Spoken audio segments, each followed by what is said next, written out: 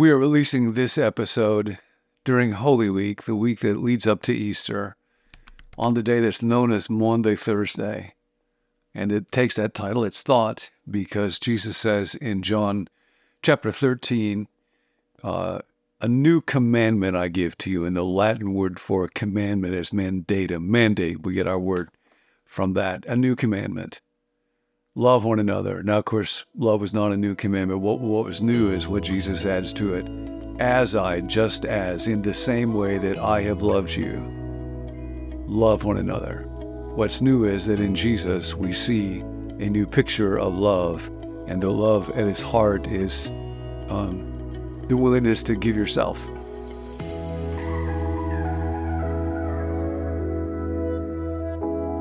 And John is overwhelmed by this.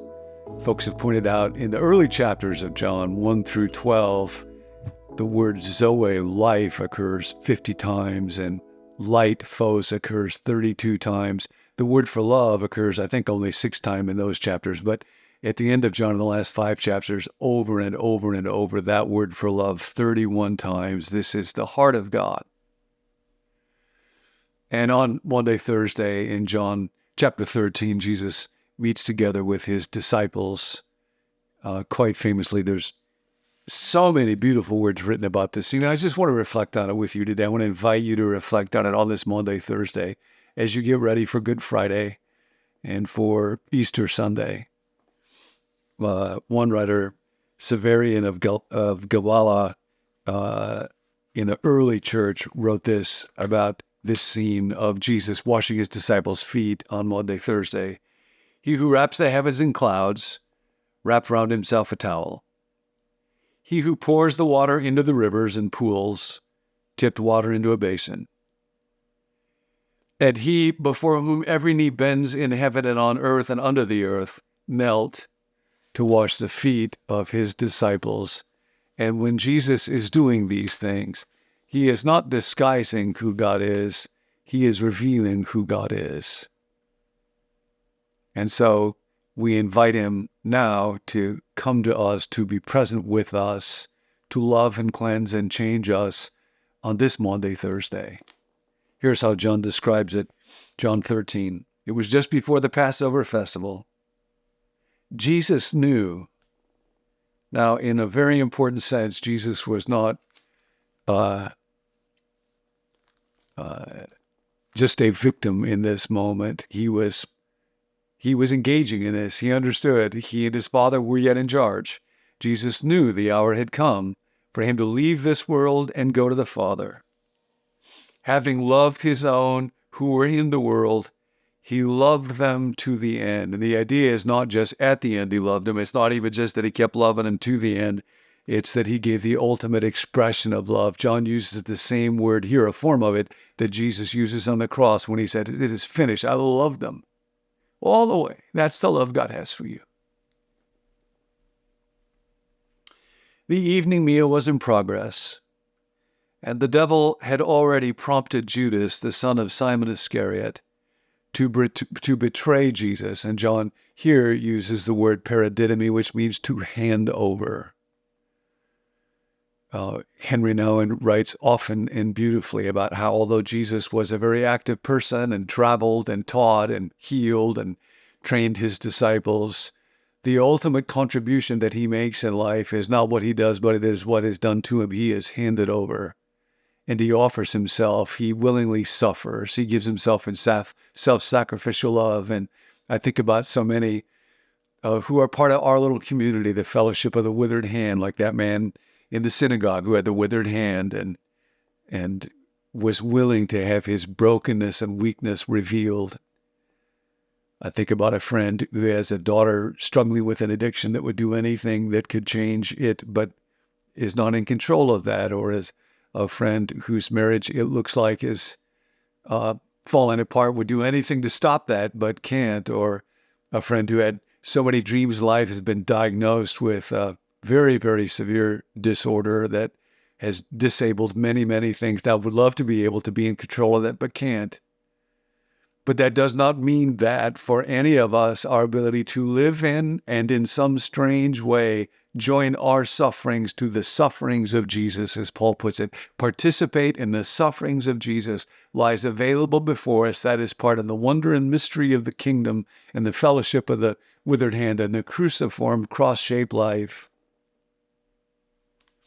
Jesus knew that the Father had put all things under his power. An extraordinary story. And that he had come from God and was returning to God. So he got up from the meal, took off his outer clothing, wrapped a towel around his waist. After that, he poured water into a basin, began to wash his disciples' feet, drying them with the towel that was wrapped around him. Now, what's striking here is the sequence or the order. As you may well know, back in the ancient world, foot washing was an important act of hospitality. It was done when you came in the door. It was done when you first entered a room.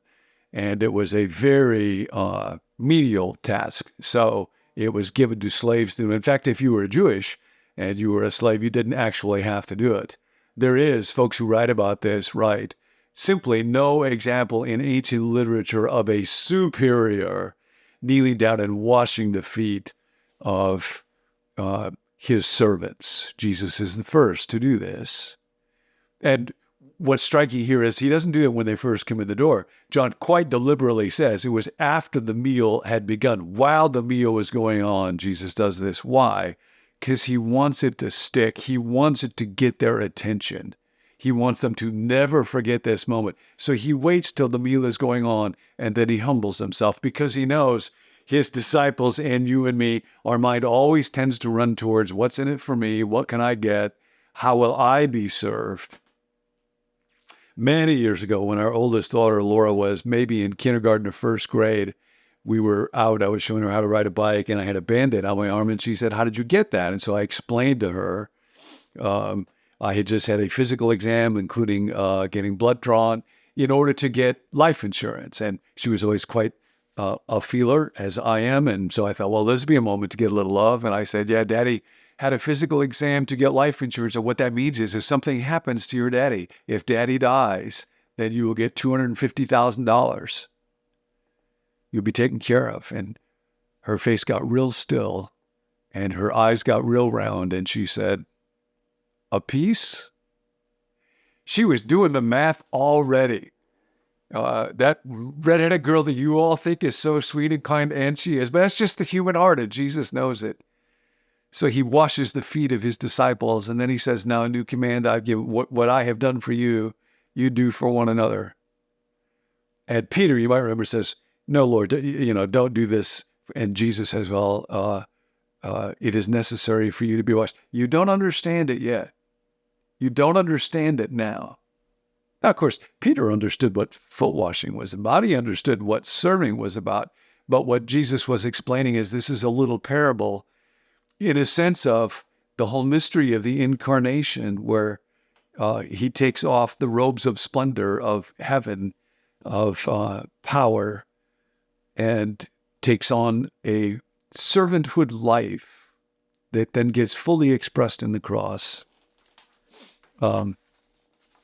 This is from Theo Britter's commentary on John on this particular passage. From heaven to earth and space, from eternity to weekend and time, from deity to humanity and genre, from cosmic sovereignty to common towel and ministry, we see once more in Jesus what is going on from incarnation to passion. As in the beginning of the gospel, we went from God to flesh, so now as we begin the passion, we go from head to foot. The foot washing symbolizes, in a literally pedestrian yet sublime way, the deep descent of God even to the feet of human beings to serve and rescue. See, that's what surprised everybody. He is the pedestrian Messiah. That little word pedestrian means not just to travel on foot, but often to not be very special or exciting or extraordinary. A dictionary talks about an example of it, people who were disappointed in their pedestrian little lives, as people were disappointed in the pedestrian little Messiah. He had no beauty or attraction that we should be drawn to him, the prophet Isaiah says. Herod wanted him to, in Luke 23, do some miracles, and he did not. He was just pedestrian, Herod thought. But that's telling us something deeply about our God, our pedestrian God, our God who comes to be with us, to walk alongside of us, to serve, to give himself, to offer himself, ultimately expressed in the cross. Loved his own to the end, loved you to the very end. So now we enter into that way of life. Today, just reflect on how much that God loves you, that pedestrian God. And if your life looks kind of pedestrian, kind of not real extraordinary, not real flashy, do not despair, because we follow a pedestrian Messiah, a foot-washing Messiah. So today, in just little ways, there's an opportunity, just ask that question, how can I serve? What can I do? How can I help? And know he's right there with you. That's the story of Maundy Thursday. That's the story of the pedestrian Messiah who travels from heaven to a cross and then back again out of his great love for you and me. If you like hearing John talk about the Sermon on the Mount, we've got a whole series on that, so be sure and subscribe so you don't miss any episodes in that series. And if you're new to the channel, you might want to go back and catch up on some of the episodes that you've missed. In fact, if you head on over to our website, becomenew.com, we have over 700 10-minute teachings there, all about the person that you're becoming. My name's Tim. I'm a part of the team here. If you reach out to us over text or email or even right here in the YouTube comments, you're probably going to be interacting with me. And I love connecting with this community because we're all on this spiritual journey of growth to become more like the kind of people that God wants us to be. And if you have a story of change, of growth, of spiritual progress, we want to know about it.